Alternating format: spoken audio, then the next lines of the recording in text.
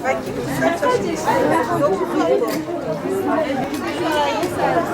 bakalım. Ya beden oluyor. Bu şarkı çok güzel.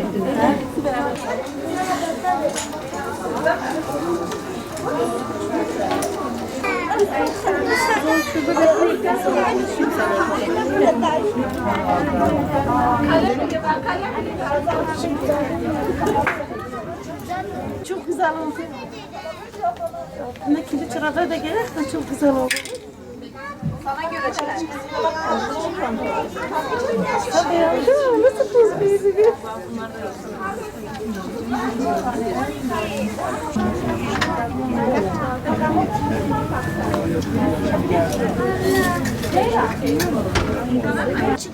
Nasıl açık? Burası açık.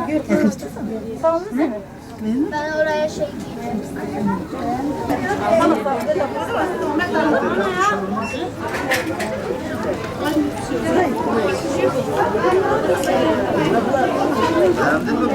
Şu nasıl? Bunu kesin biraz daha şey.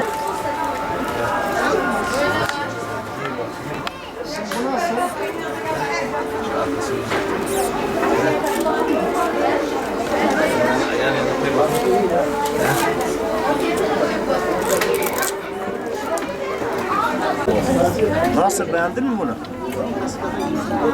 Denedin mi? Oluyor mu sana?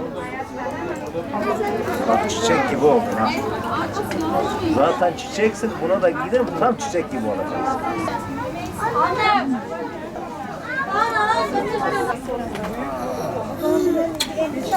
15 Ramazan Dünya Alimler Birliği tarafından Yetimler Günü olarak ilan edildi. Biz de bu çerçevede her Ramazan'ın 15'inde bize müracaat eden yetimleri giyindirme programı düzenliyoruz.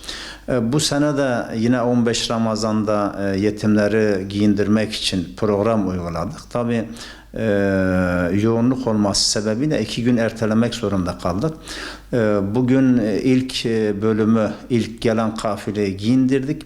100'ün üzerinde yetimi giyindireceğiz inşallah. Yani takriben 70 küsür kişiyi giyindirdik. İnşallah yarın da diğerlerini giyindireceğiz. Buradan ben bu yetimleri giyindirmek için bize yardımda bulunan hayırseverlere teşekkür ediyorum. Allah-u Teala kendilerinden razı olsun. Bunu bir tarafa not etsinler inşallah. Her Ramazan'ın 15'i Dünya Yetimleri Giyindirme Günü'dür. Yani ben de bir yetim giyindirmek istiyorum diyen hayırseverler varsa biz onların yardımlarını kabul edeceğiz inşallah.